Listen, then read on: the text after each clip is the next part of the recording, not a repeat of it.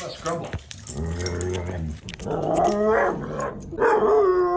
In this video, we're going to show you part one of how you can keep your puppy calm and on a dog bed when people come to the door. Now, this is my little buddy Tim. He's going to be helping us out. Now, before we actually, what we're going to be using is a process of desensitization and a little bit of a conditioning to teach the dog to go here.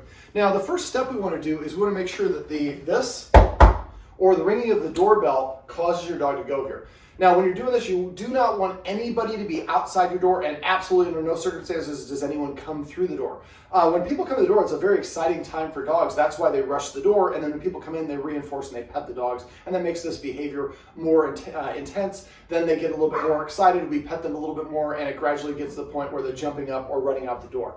So the first stage is what we want to do is we want the sound of the doorbell or the knock to mean going here. So what I'm going to do is I'm going to show him I have a treat. I'm going to throw it on the dog bed so he sees it. And then I want to knock right before he licks it up. Now he's going to go over there and then I'm going to throw another one. Now when you're doing this, you want the knock and then you want him to get the treat within 2 seconds of it. At first I'm going to knock pretty lightly. Tim. So you can do a single knock or 2 knocks. So the idea is the knock means if I go here, I'm going to get a treat. This stage you might have to practice a couple times before you get to the next stage that I'm about to show you.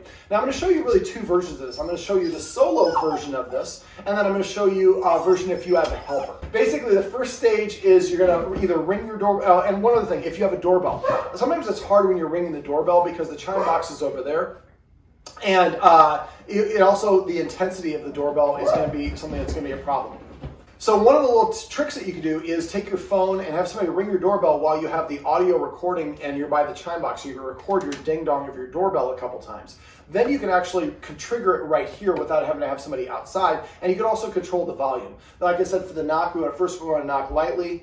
Then eventually we want to get to the point where it's like that. So same thing, sort of thing for the doorbell. We can ring it very lightly on the phone, play at a low volume, and then gradually get up higher and higher. So the motion is we want, Tim, we want to ding dong and then throw the treat, or knock and then throw the treat. So we want the sound to come first, then you throw the treat while they're watching and they go over there.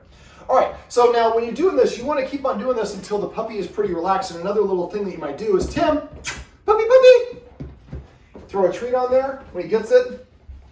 When he walks away, throw another treat on there. Wait for him to walk away.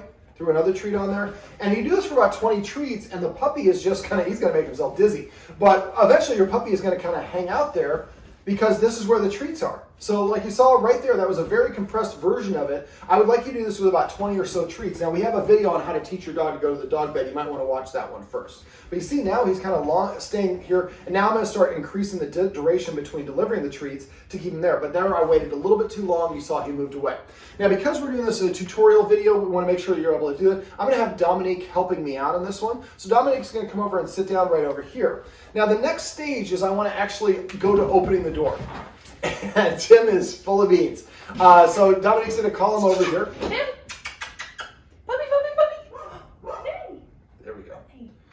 All right. So basically, if you're doing this yourself, just raising up. So I'm kind of in a kneeling position. So I might kind of stand up here, and I might give the dog a treat and take 1 step, come back, give it another treat. And I'm doing that 2 or 3 times. But eventually what I would like to do is take the step, then throw the treat, and then come back. Then take 2 steps eventually and throw the treat in 3 steps. Eventually you get to the point where you can walk all the way to the door and your dog is staying on the dog bed. If at any point your dog gets up and comes towards you, that means you asked for a little bit too much criteria. So back up to a level where the dog is able to stay there. And we want him to just stay there on the dog bed. Now, Dominique's going to reposition him here, so he's going to be looking in my direction because I want him to see me moving towards the door. So if you're doing this yourself, I do it with a helper just to make it easier, faster this video. Most people can do this for themselves, no problem. So we're going to take 1 step, go back and give him a treat, 2 steps, 3 steps.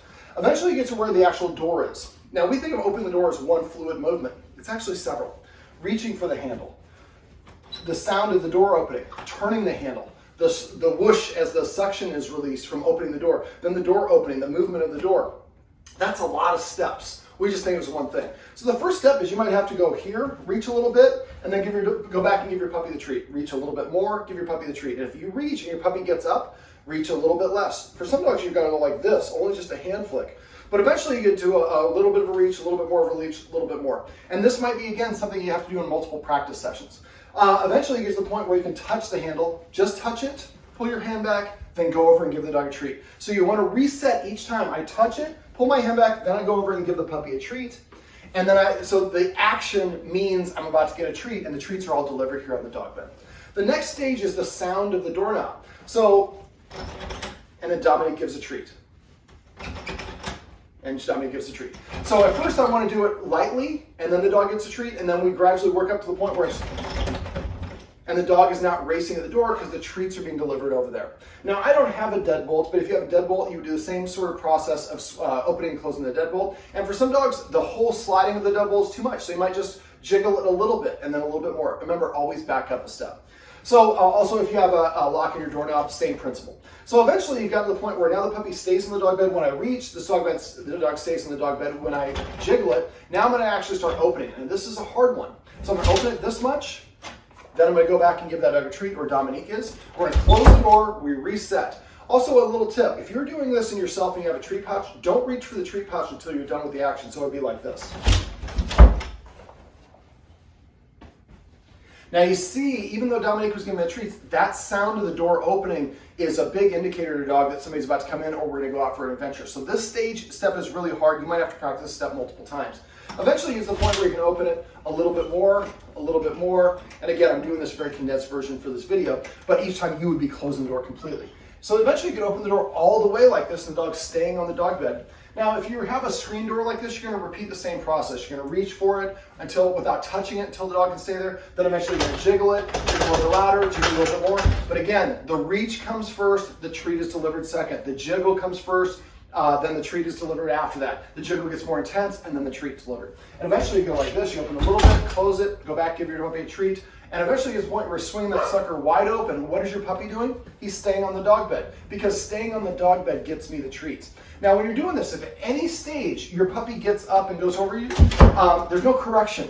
There's no bad dog. That just means we got a little bit greedy and went a little bit too far too fast. This needs to be completely punishment-free. If you do this right, the dog eventually will just stay on the dog bed, because that's where I get the treat. Now, if you have any questions or problems with this, you can ask your instructor, and we can certainly send somebody to your house to do this. So a lot of people can do this with themselves on their own.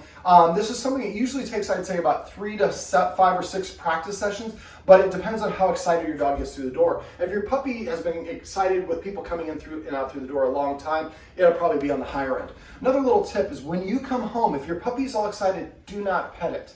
Don't punish it. But just act like it's not there. When your puppy calms down, reach for it. It's going to cause it probably to start wiggling. Pull your arm back. What we want to say is when you're calm, you're very attracted to me. I want to pet you. And you might even redirect them to the dog bed. But if you get too excited, then I lose interest. Now, as you can see in the shot, because of the way, and I have older dogs, I don't have a puppy, so I have my dog bed right here next to the door. It's not the ideal place to put it. You really want to have your dog bed. I like having it underneath my TV, because then when I'm watching the TV, the dog's looking in the dog bed, looking right at me. But you want to have it several feet away from your dog bed. The closer your dog gets to the door, the more intense and the stronger the desire is to jump up or run out. So if you can condition your puppy to stay far away, like in front of the TV, or about 6 or 10 or further feet away, it's going to make your job a little bit easier. One last little tip. You see Tim here is a Dalmatian. He is a high energy breed. If you have a very high energy breed, you want to make sure that you exercise your puppy before you do this exercise. Give him about 10 minutes to rest and recover, and then practice. Well, this is my little buddy Timmy, or Tim, I should say, and these are some tips on how you can help your puppy learn to go to a dog bed and be calm when people come to the door. Quest, you are a goofball.